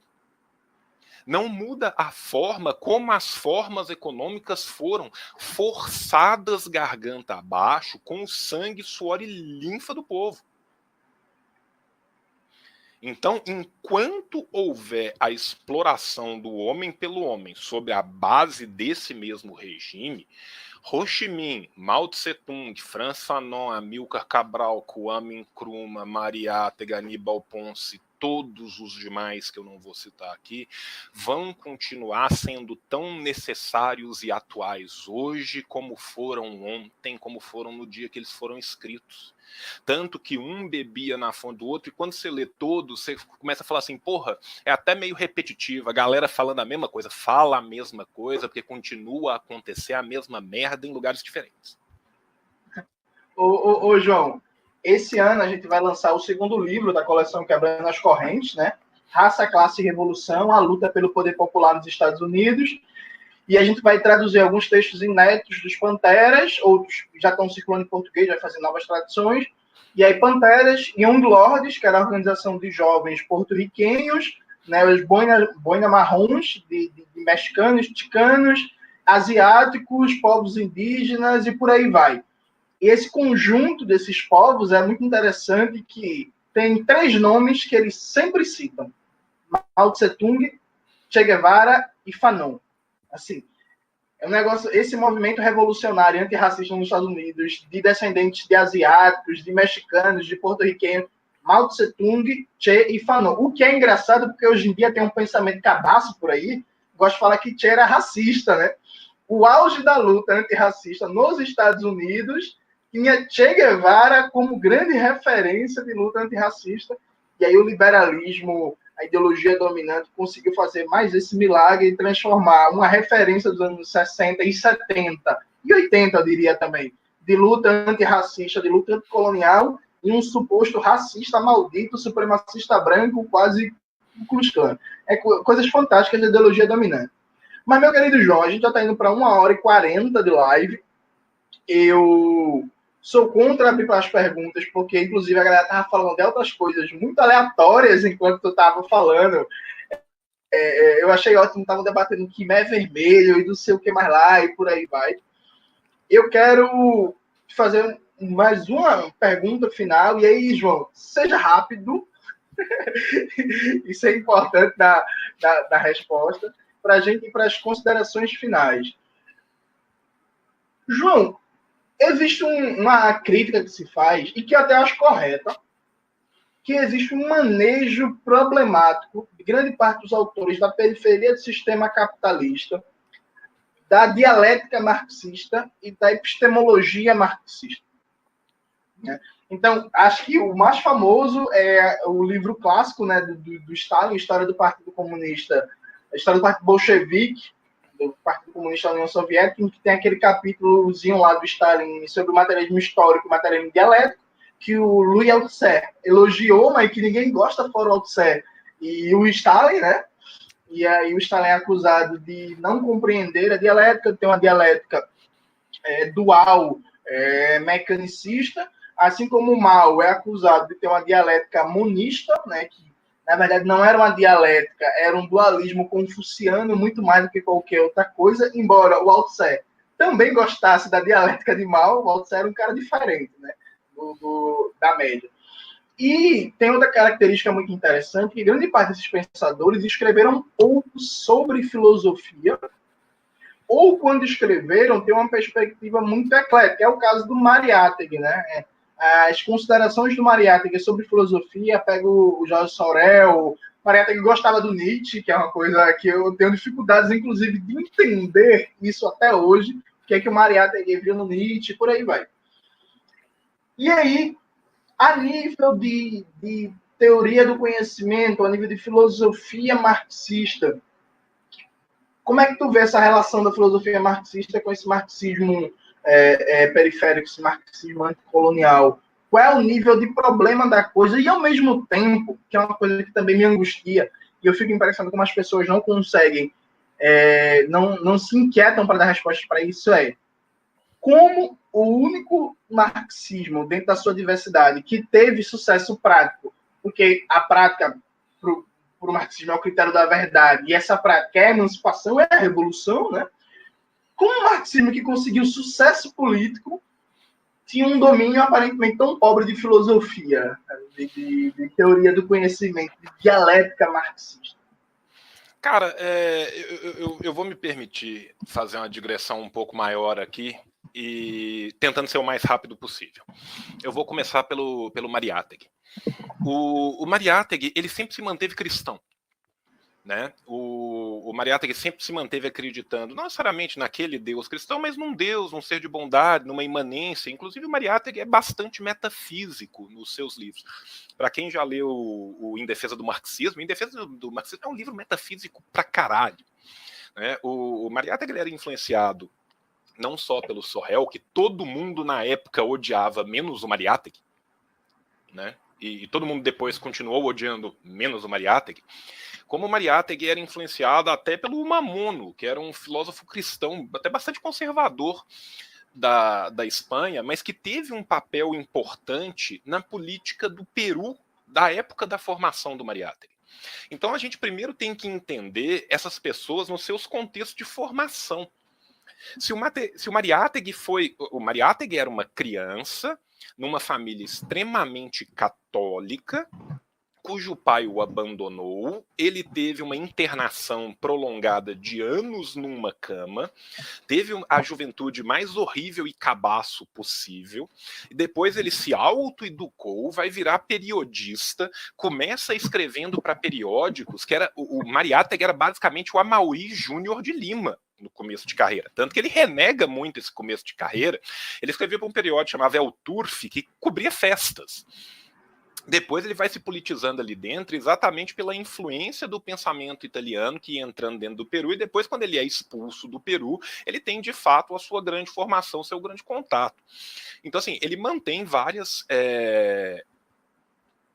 influências que são de um ecletismo muito profundo, mas ele nunca deixou de se pautar pela análise do concreto sobre sólidas bases marxianas.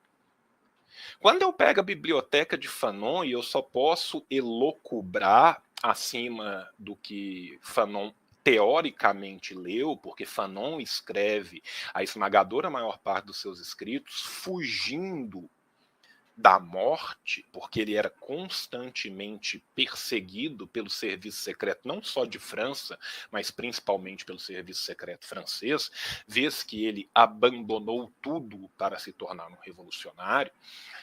O Fanon tinha mais obras de Lenin do que tinha de Marx na sua biblioteca, e infinitamente mais obras de Mao do que tinha de Lenin. Mao Zedong se formou dentro da China e na luta. Boa parte dos intelectuais chineses que fariam parte, junto com Mao, do primeiro comitê do Partido Comunista Chinês vitorioso, que passariam com Mao toda a trajetória da longuíssima guerra popular pela China como um todo, os 26 anos de guerra de revolução na China, boa parte desses membros fizeram a sua formação na Europa. Mao teve essa opção e preferiu ficar e lutar no seu próprio país. Tá? Che Guevara era um médico de formação, que teve uma formação bastante eclética, muito permeada por autores liberais, que depois vai encontrar a luta ao longo da sua vida. A gente tem que entender essas pessoas dentro da sua formação. Eu vou falar de mais um que você não falou, que é Amílcar Cabral. Amílcar Cabral sempre foi tido como o maior teórico dentro do grupo do comunismo anticolonial. Amílcar Cabral era agrimensor de formação. A formação dele era uma formação, ele era agrimensor, ele se formou em Portugal. Nessa época, a escola de agronomia ela era muito ligada com a escola de ciências humanas, exatamente pela necessidade do imperativo colonizador de Portugal, e vai ser a partir das leituras que ele teve na sua escola de agronomia que ele depois vai se aprofundar. Inclusive, Amílcar Cabral, gostem as pessoas ou não, aporta contribuições criativas para o marxismo. Mao Tse-tung, idem. Frantz Fanon, eu nem comento. Tá? E vários outros também que vão ter outras formações. Qual que é o problema que a gente tem muitas vezes? O problema é que o critério de mensuração do que é bom ou do que não é, do que é válido ou do que não é um critério completamente eurocêntrico, fundado num critério academicista, de uma torre de marfim que produz numa famosa roda de punheta junto com mais 5 manos. É o banho dos campeões acadêmico. Você entendeu? É um batendo punheta pro outro ali, e se sair um pouquinho ali daquilo, tá errado. Falar que essas pessoas não tiveram formação, talvez essas pessoas de fato não tiveram o aporte de formação da obra marxiana que boa parte dos intelectuais europeus tiveram. Isso não tiveram. Era difícil, às vezes, conseguir as obras, era difícil ter o acesso. Muitos desses grandes revolucionários, que se tornaram grandes teóricos das suas próprias revoluções, não tiveram educação formal no sentido universitário, academicista. Os que tiveram, muitas vezes, vinham de áreas bastante díspares. E ainda assim, esses homens não apenas produziram revoluções concretas e reais, que fizeram com que pessoas fossem vacinadas e não morressem. Gente com 60 anos de idade chorasse porque conseguiu ler uma página de jornal e escrever o próprio nome, como também trouxeram aportes importantíssimos para o estudo do marxismo e principalmente para nós que queremos estudar e usar o marxismo periférico como a tese 11. Nossa função, em última instância, é mudar o mundo. Nossa função não é pensar, será que esse artigo mereceria qualis A ou qualis B numa importante publicação em Londres? Né? Então, assim, eu acho que isso tudo tem que ser mensurado. Mensurando isso, eu acho absurdo uma pessoa conseguir ler uma obra de um porte como a de Mao Tse-tung, uma obra como a de Ho Chi Minh, uma obra como a de Frantz Fanon, uma obra como a de Mariátegui, uma obra como a de Kwame Nkrumah, principalmente na sua fase já revolucionária. Mesmo antes da sua fase não revolucionária, mas o Kwame Nkrumah, nesse sentido, é um caso à parte, porque ele era um intelectual de formação. Como que as pessoas conseguem ler isso e não se aperceberem da profundidade desses aportes, ainda mais com o pouco material do qual muitas vezes eles vieram? Essas pessoas fizeram muito com muito menos do que aqueles que se arvoram a ter feito muito fizeram com muito mais. Então, assim, eu acho que tudo isso parte de um critério de mensuração e parte de um critério de mensuração que não seja ocidentalista, né? Que não seja focado filo-ocidental e orientalista, né? Tudo que vem de fora dos montes Urais para lá, ou a partir do mar para cá, tá errado. Tudo que está aqui dentro, né, assim, entre aspas, né, da Europa acadêmica, que é Europa, Estados Unidos, né, Canadá ali em cima, Austrália lá embaixo também pode entrar, desde que eles escrevam do jeito que a gente quer e esqueça que a aborígene existe, né? Tá certo.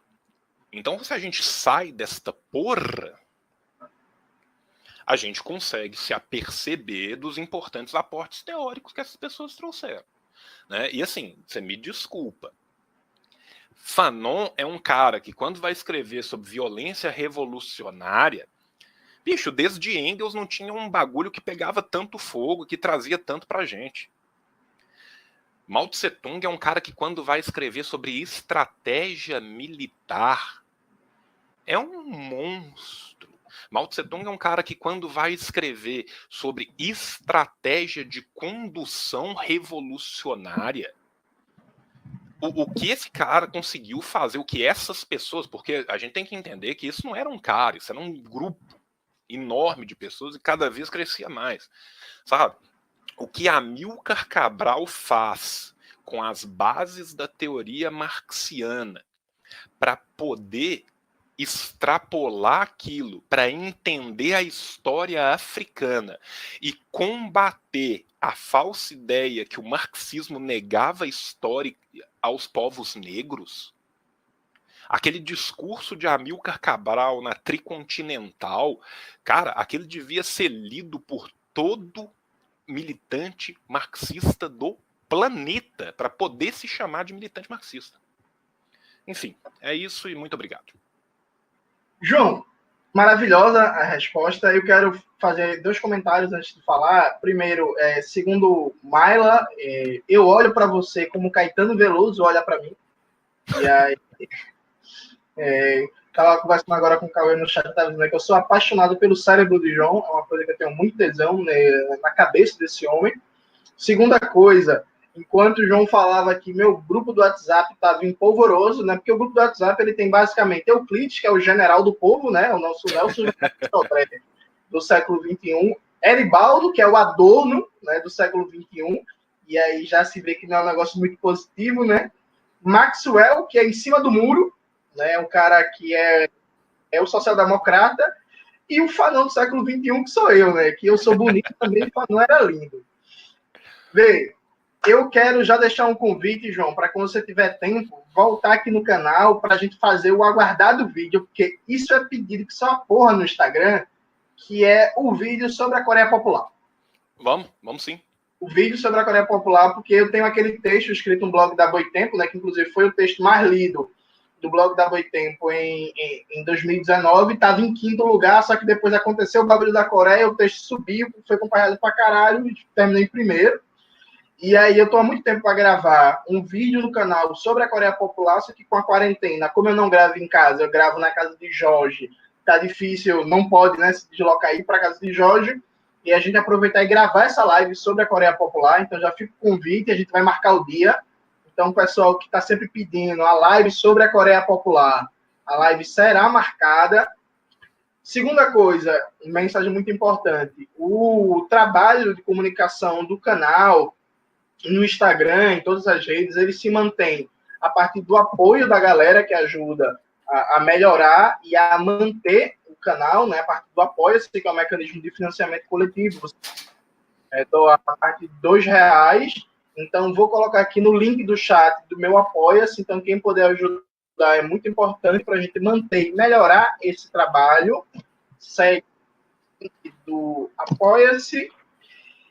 Agradecer, João, dizer que a live vai ficar salva para quem está perguntando, então dá para ver depois, dá para reassistir, dá para pegar as referências que a gente falou aqui depois. De pronto, eu deixo uma recomendação, que eu sei que João concorda, para quem quiser começar a se aprofundar nesse assunto do marxismo na periferia. Leiam o Estrela Vermelha sobre o Terceiro Mundo, do Vijay Prashad. Maravilhoso. É um livro, assim, fuderoso do caralho. Deixa eu pegar aqui para vocês verem a capa. Eu nem posso levantar. Aqui, ó. Estrela Vermelha sobre o Terceiro Mundo, do Vijay Prashad. Esse é o livro pequeno, gostoso de ler, maravilhoso. Leiam também o Revolução Africana, uma ontologia do pensamento marxista, que tem conteúdo de sobra sobre o marxismo africano. Esses 2 livros servem como uma introdução para começar a compreender esse marxismo anticolonial. Se inscrevam no meu curso online, né, Domênico Losurdo e Franz Fanon, Introdução ao Marxismo Anticolonial, onde a gente vai aprofundar vários desses temas que a gente debateu aqui na live com o nosso amigo João Carvalho. João, deixa você mandar sua mensagem final, dar a sua despedida para a gente encerrar a live. Teve gente que me pediu qual que é o texto do Amilcar Cabral que eu falei. O texto é esse aqui, ó, o A Arma da Teoria. Tá? Esse texto é uma comunicação que o Amilcar fez na Tricontinental de Havana. Tá? Esse texto é super fácil de achar online. Eu estou aqui com Obras Escolhidas do Amilcar Cabral, que é da Fundação Amilcar Cabral lá de Cabo Verde, mas esse é daqueles livros que você só consegue porque você conhece gente em Cabo Verde. E, infelizmente, é muito pouco publicado Amilcar Cabral no Brasil. Eu não lembro se o Revolução tem esse texto do Amilcar. Deixa eu ver se tem, porque eu acho que ele tem. Quer ver? Tem sim, A Arma da Teoria. Tem no Revolução. Vocês conseguem ele aqui no Brasil, no melhor livro, tá? De todos, que é o livro de Lande e de Jones. Então tá aqui, eu tô tentando focar esse trem, eu sou péssimo para focar essas merda. E leiam esse texto. Esse é um texto fenomenal, importantíssimo, fulcral pra gente saber. E nós vamos fazer sim, vamos fazer a live da Coreia. E eu já vou me propor aqui, já vou invadir o canal. Mais para frente nós vamos fazer uma live do Mariátegui também. Bora. Eu dou valor. Gosto muito. Inclusive, mais uma vez agradecer, né, o Jones, te agradecer demais pelo convite, né? Obrigado pela gentileza e falar uma coisa com o pessoal que tá ouvindo aí, tem muita gente que vai ouvir depois e que me conhece, muita gente fala assim, porra, João, você tá sumido do Revolu Show, você voltou a participar de podcast, agora tal, eu tive sumido um tempo mesmo, eu tava fazendo um tratamento, eu tô melhorando de pouco em pouco e tô tentando voltar para as coisas e se tudo der certo agora, nesse próximo mês, eu tô de volta aí no Revolu Show. Eu esqueci, João, de citar do meu grupo o camarada Paulinho, né, que é o nosso Lukács, que é o nosso Lukács do grupo, que é o cara da ontologia, mas é o Lukáciano do bem, né, não é o Lukáciano do mal, desses Lukácianos que né, fica brisando em ontologia, né? O Lucas achando bem. Camarada Paulinho, desculpe, um abraço para você. Talvez eu tenha esquecido, porque Paulinho não entra muito nas polêmicas, né? Paulinho é um cara mais da mediação e tal, mas aí Paulinho, ele é contra também nosso Eribaldo, que é o Adorno, né? Eribaldo, inclusive, ele está isolado no grupo, ele é o único adorniano, e eu espero que assim continue, porque meu amigo adorniano já foi. É só um. É isso, quero agradecer a todo mundo que acompanhou a live. A gente teve no áudio aí mais de 1.000 pessoas acompanhando no ao vivo. Obrigado, galera, agradeço muito. Repito, a live vai ficar salva. Cauê já está aí online para me ajudar. Como deixar a live salva, que é a primeira vez que eu estou fazendo. E reforçando, quem não está inscrito no meu canal, se inscreva. Quem não conhece o Revolu Show, que é o maior podcast marxista do Brasil, sucesso não só no Brasil, como na China, ouvido pelo camarada Xi Jinping. Eu falo isso, as pessoas acham que é brincadeira, mas é sério, galera.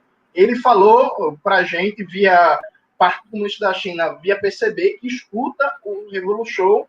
Ele tem um militante lá do Partido Comunista Chinês que faz a tradução, que é a dublagem, né? E aí ele escuta o Revolution, então escutem o Revolution, se inscrevam no meu curso online sobre Glossurdo e Fanon. Tem uma história aí que João vai fazer também pelo Classe Esquerda, um curso sobre Mariátegui. Estamos esperando esse curso aí já online. Vai. Eu tô conversando com os meninos para quando voltar as coisas eu fazer, porque durante a pandemia com os dois meninos em casa e todo mundo trabalhando muito, tá foda, mas vai rolar um curso pela Classe Esquerda. Eu não sei ainda se vai ser só sobre o Mariátegui, como que eu vou estruturar o curso, mas vai rolar alguma coisa legal lá aí. E uma outra coisa que eu quero anunciar que a gente vai fazer esse ano ainda é a internacionalização do Revolution. Eu estou em contato com várias pessoas da diáspora latino-americana nos Estados Unidos e na Europa, que é o pessoal do movimento anticonquista, e nós vamos fazer podcasts cruzados. Vai ter uma participação nossa em inglês lá e uma participação deles em portonhol junto com a gente. Então vai ser, Do you vai speak ser top. English? Né? Nice to meet you too. Eu já estou aqui pronto para arrasar nesse inglês. Antes de terminar, mais 2 avisos. Esse ano está saindo um livro com escritos militares do nosso amigo Engels, né, que o Euclides está puxando a tradução junto com o João e Gabriel Lande. E aí vai ser do caralho. O Euclides me mostrou vários textos que ele traduziu. E assim, incrível esse negócio. Engels era foda. Inclusive, mensagem aqui. Se você vê alguém que não gosta de Engels, que fala que Engels detupou Marx, se afaste dessa pessoa. Se for seu namorado ou namorada, acabe. Se for amigo, rompa a relação, porque com certeza não é uma boa pessoa. E também reforçar para a galera, leiam e acompanhem a revista Ópera, que é um dos melhores veículos de comunicação do Brasil, e para notícias internacionais, eu digo sem medo nenhum de errar, que é o melhor veículo em português, de longe, disparado. Um abraço para a galera da revista Ópera, parceiraço, sempre junto. É nóis. Acho que é isso, João. Beijos. É isso. Um beijo para todos. Obrigado por ter ficado com a gente até aí. Tchau. Amo vocês. Tchau. Não todos, mas a maioria. Encerrar o broadcast.